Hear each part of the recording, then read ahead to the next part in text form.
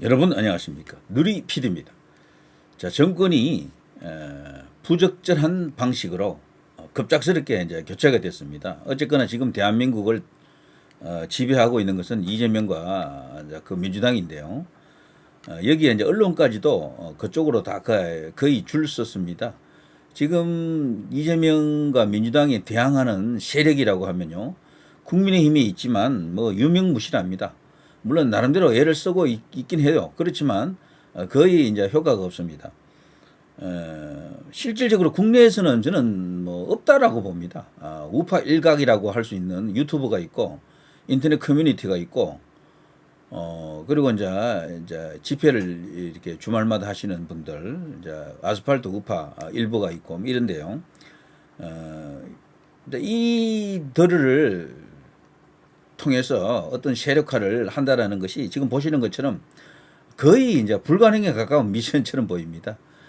우리 국내적인 요인만으로는 사실상 지금 상황을 반전시킬 수 있는 동력이 없지 않나, 저는 그렇게 보고 있습니다. 뭐 생각합니다. 보고 있습니다.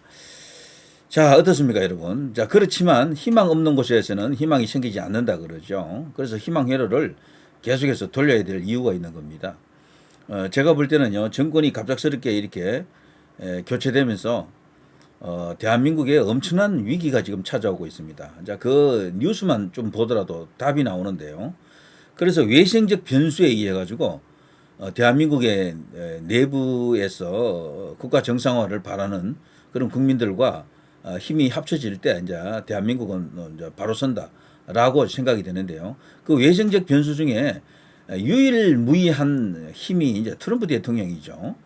자, 그런데 지금 트럼프 대통령 보십시오. 곧 교역국의 관세율을 통보한다. 무역 협정의 끝이 될 것이다. 이제 임박했습니다. 이 관세 협정, 이것이 이제 하이라이트인데요. 트럼프의 세계 전략 그 구상에 있어서요, 핵심적인 그 뭐랄까 그 축으로 작용하는 것이 바로 이 이제 관세 협상인데요. 조만간 각국의 서한을 발송해 가지고 협상을 더 이상 할 필요도 없다라고 합니다. 일방적으로 지정해서 통보하면 끝이에요. 근데 대한민국은 지금 위기인 게 아직 제대로 된 협상을 한 번도 못 했거든. 근데 이렇게 되면 일방적으로 얻어 터지는 거 아닙니까? 10% 정도 관세면은 오케이 땡큐고요. 그나마도 25% 정도만 되어도 감지 덕지가 될지 몰라요. 다행이다라고 할 수도 있는데, 근데 만일에 35나 50 이 두 개 중에 한 개가 된다 그러면은 이거는 이제 우리나라가 지향이 되겠죠. 왜 미국이 우리나라와 이렇게 이 관계가 틀어지면은 위험한가 하면요, 우리나라는 그야말로 무역으로 먹고 사는 나라 아닙니까? 무역 대국인데요. 수출, 수입 이것을 다 합쳐서 이제 무역 의존도를 놓고 보면은 일본 같은 경우보다도 우리가 약 한 두세 배, 2.56배 정도 우리가 높습니다. 우리는 사실상 무역 빼면은 아무것도 없는 나라다 해도 과언이 아니에요. 일본은 무역 의존도가 그렇게 많지 않습니다. 30%뭐 그 정도로 보면 되고 우리는 약 한 70% 가까이 된다, 이렇게 봐야 되는 거죠. 때문에 이 만일에 무역이 틀어지면 나라 전체가 붕괴된다라고 해도 과언이 아닙니다. 지금 우리가 누리고 있는 이 생활 수준을 그대로 유지할 수가 없어요. 기업들도 온전하게 이렇게 유지 존속할 수가 없습니다. 발전하는 것은 상상도 하기 어렵고요. 자, 이제 관세가 어떻게 되느냐. 협상도 제대로 못했는데 10% 나올 가능성이 있습니까? 저는 없다고 봅니다. 더더욱 트럼프 대통령이 선호하지도 않는 정권이 지금 들어섰잖아요. 윤석열 대통령이면 이야기가 다르다고 보거든. 그렇지만 지금 이 상태로 가게 되면 위험하다라고 이제 볼 수밖에 없습니다. 그래서 우리 국민들 수준에 맞는 정권을 세웠다라고 생각이 되고, 부정선거 카르텔이 그렇게 엄청나게 지금 드러나는데도 불구하고 이것을 국민 자정의 힘으로 해결 못하는 걸 보더라도 한번 된통 얻어맞아야 된다, 이런 생각도 들긴 하네요. 자, 무역 협상 시한 연장 가능성엔 필요 없다. 뭐 기사 볼 필요 없겠죠. 여기에 핵심적으로 여기 딱 압축을 해놨잖아요. 무역 협상 시한 연장 가능성 없다. 이제 더 이상 협상도 안 한다. 그냥 이제 곧 자체 조사한 결과를 바탕으로 최종적으로 관세율을 부과하겠다. 와, 정말 최고 통첩입니다. 난리 났습니다. 이재명이가 지금 서둘러 미국을 가려고 하는 이유 중에 한 개는 이것도 포함이 되어 있죠.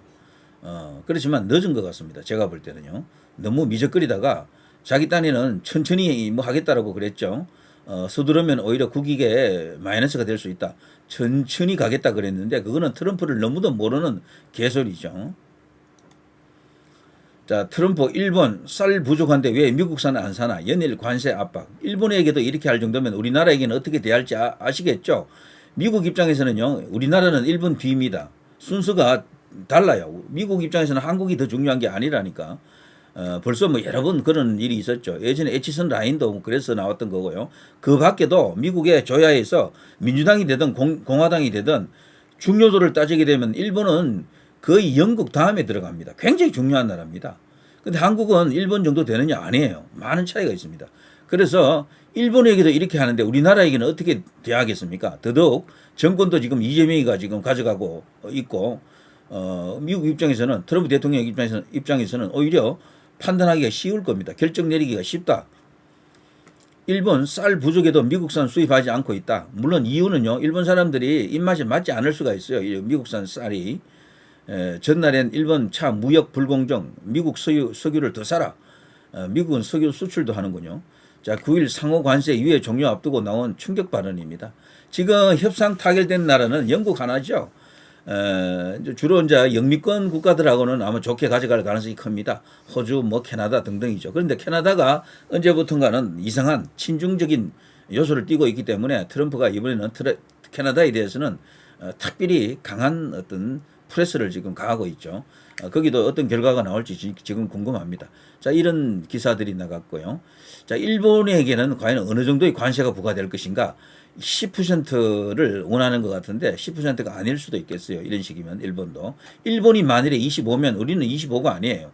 35 정도, 그 이상도 될지도 모릅니다. 사실상 세컨다리 보이콧에 버금가는 그런 핵폭탄이 떨어질 수가 있습니다. 난리 납니다. 그야말로.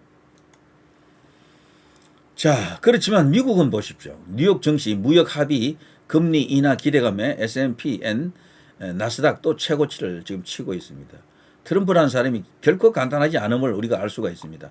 그러니까 꼭 먹고 알 먹고 다 하는 거야 지금. 이 사람이 단순한 장사꾼이 아니에요. 대전략가라고 제가 여러 번 이야기했잖아요. 굉장히 비상한 사람입니다. 그리고 주변에 그런 참모들도 많고 그래서 트럼프를 절대 간단하게 뭐 럭비공처럼 그렇게 보면 안 됩니다. 이 사람은 세계에 아예 전쟁이 없는 세계를 꿈꾸는 사람이에요. 전쟁이 아예 일어나지 않도록. 그래서 이번에 이란을 폭격한 것도 그 연장선에서 이해하시면 됩니다. 전쟁을 없애기 위한 작은 전쟁을 했다. 이렇게 이제 보는 시각이죠. 자, 이런 식입니다. 미국 지금 여기 투자하고 있는 사람들, 미국 투자하고 있는 사람들 요즘 신바람 나겠네요. 대신에 중국 펀드에 넣은 사람들 전부 엄청나게 지금 고민일 겁니다. 저도 걱정이 되는 게 말이죠. 우리 이제 퇴직자들 있잖아요. 이제 정년 퇴직한 사람들이 연금을 다들 이렇게 갖고 있지 않습니까? 그것을 이제 이 법적으로 그 퇴직금을 한꺼번에 수령하는 사람들이 없고 전부 이제 뭐 연금화 시켜놓고 있는데 펀드 같은데 많이 가입을 해놓고 있죠. 근데 그 펀드가 대부분 몰려갔던 게 중국 펀드에 많이 들어가 있다고요. 중국 경제가 박살나면은 우리나라 국민들 중에 곡소리하는 국민들 엄청나게 많을 겁니다. 본인이 원해서 중국 펀드에 들어간 게 아니에요. 이제 그 펀드를 결정하는 것은 이제 정권 업체에서 그런 식으로 이제 권유했고, 그렇게 이제 펀드화 되어 있는 게 대부분인데, 걱정입니다. 그것 때문에 또 큰 난리가 날 거예요. 자, 국제 유가 중동 긴장 완화의 내림세. 자, 이것도 정말 놀라운 일 아닙니까? 자, 처음에 이제 이 이란 이스라엘 관련 전쟁이 터지면서 기름값 뛴다라고 난리 쳤잖아요. 그런데 놀랍게도 그 반대로 가고 있다. 공급 압박에 추가 하락 가능성이 있다. 트럼프가 어떠한 어떤 전략가적 면모를 보이는지 이런 것만 봐도 어느 정도 알 수가 있죠. 오페크 플러스는 5월, 6월, 7월에 이어 8월에도 41만 1000배럴 정산을 계획 중이다. 이런 게 있고요. 자, 계속합니다. 뉴스 자체는 직접 여러분이 읽으시기 바랍니다. 자, 트럼프의 내밀 AI 조선카드 들고 루비오 먼저 만난다. 자, 이게요, 지금 이재명이가 미국을 급하게 지금 서둘러서 가려고 하는 이유 중에 한 개는요, 크게는 자신이 지금 위기라고 보는 거죠. 거대한 트럼프의 그 빅픽처, 세계 전략 구상, 그것을 지금 펼치는 과정에 있고 시진핑을 지금 압박하고 있고 그 하위 개념으로 이재명도 들어가는 거죠. 그 하위 개념으로 하메네이 이란도 포함이 되고요. 그래서 이재명이 자칫하면 개박살 날 수가 있죠. 백기투항 해야 될지도 몰라. 이제 그것을 막기 위해서도 이제 가려고 하지만 그렇다고 뭐 트럼프가 오케이 환영하면서 오라라고 뭐 할 것 같지는 않습니다만 어쨌거나 가려고 지금 시도하고 있어요.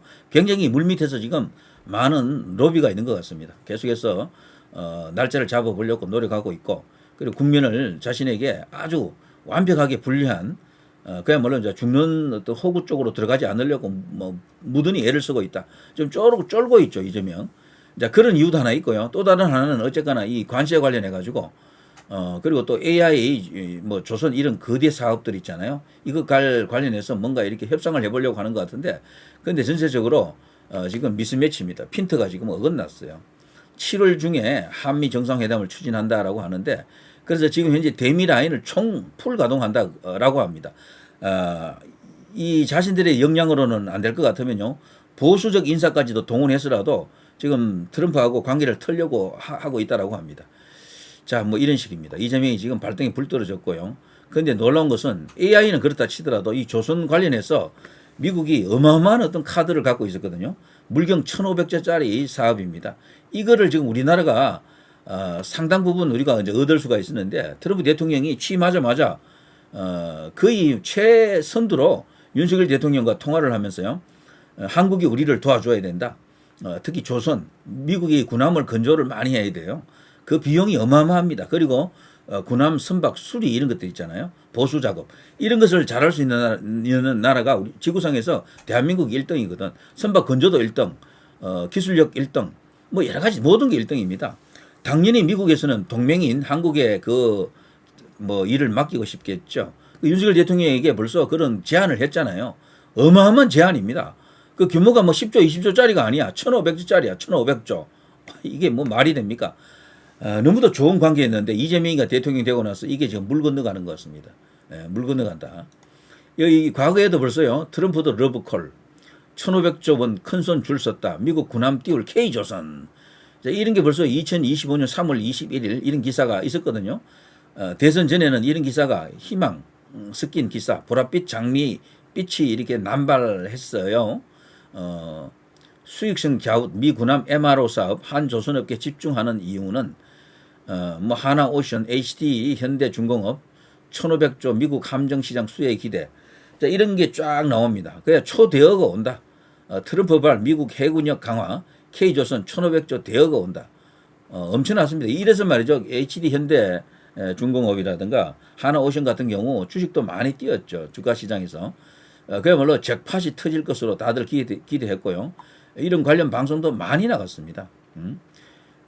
이거 사실 미국의 이런 수요를 이런 어떤 요청을 감당할 수 있는 나라는 딱 두 나라밖에 없어요. 우리나라하고 중국밖에 없습니다. 일본도 이미 이 대열에서 좀 멀어졌는데 그러나 일본은 뭐 나중에 하청을 줘서라도 뭐 하려고 하면 할 수도 있겠죠. 자, 이런 좋은 시간이 있었거든요. 이런 뉴스들이 많이 나왔다고. 그런데 지금 최근에 나온 뉴스는 그게 아니잖아요.